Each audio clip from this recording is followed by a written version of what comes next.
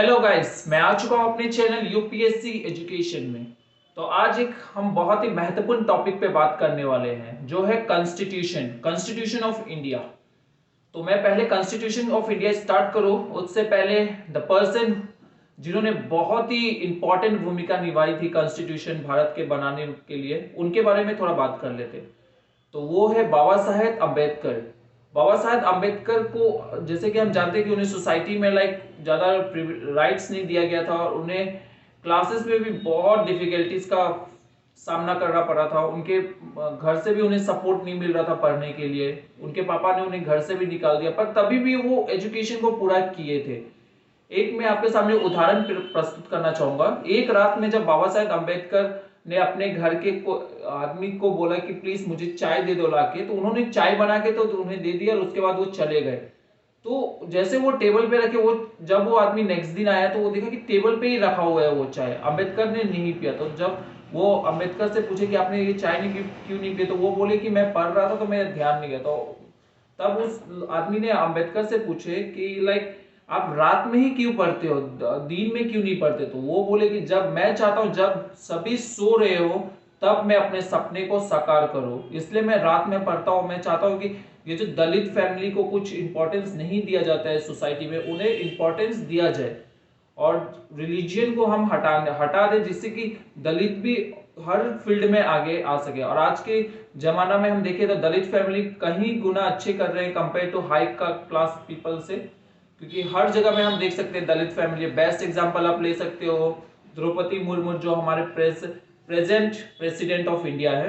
तो मैं ज्यादा बाबा साहेब अम्बेडकर के बारे में बात नहीं करूंगा, क्योंकि आप सभी को पता है उनके बारे में और आप सभी पढ़ चुके हो। वो एक अच्छे इंसान भी थे और साथ ही साथ सोशल रिफॉर्मर्स तो थे ही, लॉयर थे और मैथमेटिशियन भी थे। तो ये था मेरा छोटा सा इंट्रोडक्शन फॉर बाबा साहेब अम्बेडकर के लिए। अब मैं बात करता हूँ कॉन्स्टिट्यूशन।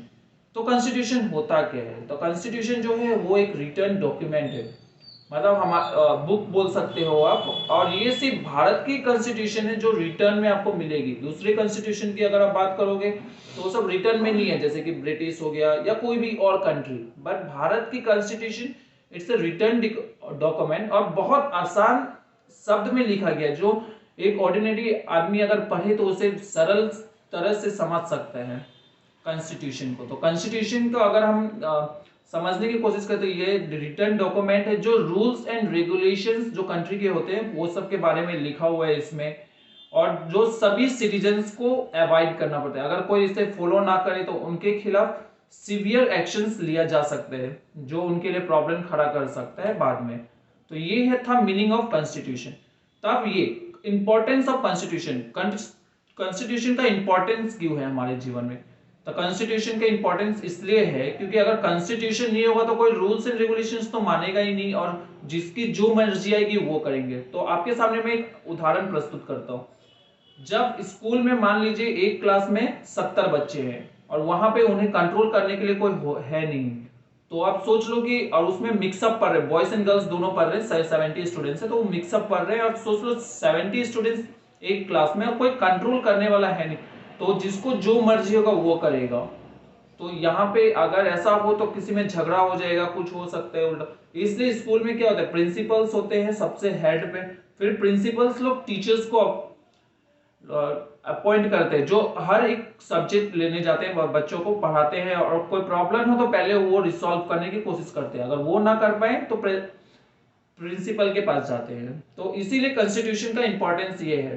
पर अगर आप मान लो अगर एग्जाम में लिख रहे हो तो ये उदाहरण मत लिख के आ जाइए स्कूल का, क्योंकि मैं ये सिर्फ इसलिए दे रहा हूं कि आप समझ पाओ कॉन्स्टिट्यूशन का महत्वपूर्ण क्या है हमारे जिंदगी में, और भारत के कॉन्स्टिट्यूशन का इंपॉर्टेंस क्या है। तो ये बात थी। और कॉन्स्टिट्यूशन इसलिए भी इंपॉर्टेंट है कि सिटीजन्स को इससे पता चलता है कि उनके राइट्स क्या है। अगर कॉन्स्टिट्यूशन नहीं होगा तो सबको लगेगा कि सभी, मान लीजिए जैसे कि हमारे कंट्री में हमें 4 भागों में वर्ण सिस्टम्स में बांटा गया था पहले, ब्राह्मण, फिर क्षत्रियस, वैश्य और शूद्रस। तो अभी तो ये नहीं चलता है, अभी तो कास्ट का ऑलमोस्ट जमाना खत्म हो चुका है, अभी क्लास चलता है। तो लेकिन अगर हमें राइट्स पता ना हो कि चिल्ड्रन का क्या राइट्स है, फिर वीमेन का क्या राइट है, फिर पर्सन विद डिसेबिलिटी का क्या राइट है, तो हम उल्लंघन कर सकते हैं और कोई भी कुछ भी कर सकता है। इसलिए कॉन्स्टिट्यूशन का जानकारी होना बहुत ही महत्वपूर्ण है हमारे जीवन में। कॉन्स्टिट्यूशन हमें मदद करते हैं कि हम अपने फंडामेंटल राइट्स को जान पाए, और हम जब भी देखें कि कुछ गलत हो रहा है तो उसके ऊपर हम अपने आवाज जरूर उठाएं, और अगर आसपास में कोई ऐसा कर रहे तो उन्हें हम समझा सकते हैं कि आप कॉन्स्टिट्यूशन के राइट के उल्लंघन कर रहे हो, इसके खिलाफ आपके खिलाफ कोई सीवियर एक्शंस लिया जा सकता है। तो ये था कॉन्स्टिट्यूशन की थोड़ी सी मैं जो बता रहा था। और अब थोड़ी सी हम बात कर लेते हैं प्रिंसली स्टेट्स। तो प्रिंसली स्टेट्स क्या था? तो आप जानते हैं कि जब भारत का देश आजाद हुआ था सन 1947 में 15 अगस्त को, तो ब्रिटिश तो चले गए, पर उन्होंने एक बहुत बड़ा धमाका करके भारत में गए थे कि भारत को उन्होंने बांट दिया था 565 राज्यों में। अब उन्हें ये कह दिया था कि आप पाकिस्तान को ज्वाइन कर सकते हो, आइदर इंडिया, या फिर आप खुद की इंडिपेंडेंट कंट्री बना सकते हो। तो उस समय में बहुत ही विकट स्थिति आ चुकी थी कि अब क्या होने वाला है आगे। पर यहाँ पे इंपॉर्टेंट रोल किसने प्ले किया? यहाँ पे इंपॉर्टेंट रोल जो प्ले किए हैं वो है सरदार वल्लभ भाई पटेल, जिन्होंने हर जगह में वो जा के उन्हें समझाए, और उन्होंने भारत के साथ ही ज्वाइन किए, क्योंकि सब उन लोगों का मेन मोटिव था कि इंडिया का यूनिटी इन डाइवर्सिटी होना चाहिए। तो इसके लिए वो हर जगह, उनको किसी स्टेट्स में ज्यादा परेशानी हुई, पर आखिरकार भारत एक आज एक देख सकते हैं सक्सेसफुल डेमोक्रेसी जो मेंटेन कर रहा है भारत, वो यही सब लीडर्स के कारण मेंटेन कर पा रहे हैं।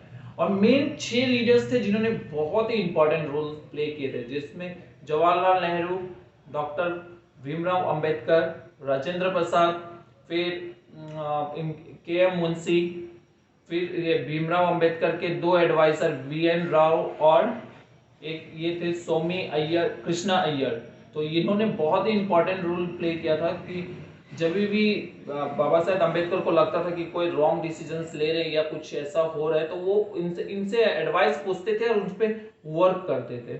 तो ये समझते थे कि, और कॉन्स्टिट्यूशन को जो बनाने में हमें समय कितना लगा था? 2 साल 11 महीना 18 दिन।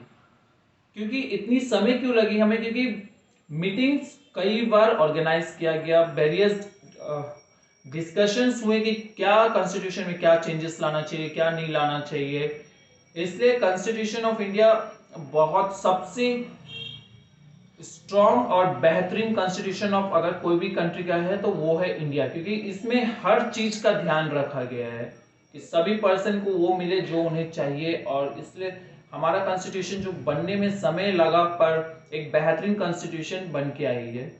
पर ये तो कॉन्स्टिट्यूशन जिन्होंने बनाया था वो बना दिए, पर अभी हम कॉन्स्टिट्यूशन को कैसे कह सकते कि वो अच्छा वर्क कर रहे हैं? अगर जब गवर्नमेंट पॉलिसीज बनाती है तो उसके, तो अगर हम कोई कॉन्स्टिट्यूशन पे हमें लगता है कि ये नहीं होना चाहिए, किसी राइट्स का वायलेट हो रहा है, तो हमारे पास बहुत सारे सोशल मीडिया एप्स है जिसके द्वारा हम कह सकते हैं कि नहीं, ये आपको नहीं करना चाहिए, जिससे प्रॉब्लम हो सकते हैं आने वाले जनरेशन को, या हम खुद ही फेस करेंगे। तो ये सब भी हेल्प करेगा। और कॉन्स्टिट्यूशन को अगर हम एडवाइस दे या फिर सजेशंस दे गवर्नमेंट को with the help of social media, तो बहुत ही बेहतरीन वर्क हो सकता है। जब कोऑर्डिनेशन होगा सिटीजन और गवर्नमेंट का, तो और भी वेरियस चेंजेस किया जा सकते हैं। तो ये वीडियो के माध्यम से मैं आपको समझाना चाहता था कि कॉन्स्टिट्यूशन होता क्या है, इसका इंपॉर्टेंस क्या है हमारे जीवन में। तो उम्मीद करता हूँ आपको जरूर समझ आया होगा। अगर कोई परेशानी हो तो आप वीडियो को पोस्ट करके जरूर सुनना, और अगर कोई और भी तभी भी कोई दिक्कत होती तो आप कमेंट कर सकते हो। मैं उसको आपकी जो भी क्वेरीज होगी मैं उसका रिप्लाई देने की हर मुमकिन कोशिश करूंगा। तो thank you so much and have a wonderful time ahead.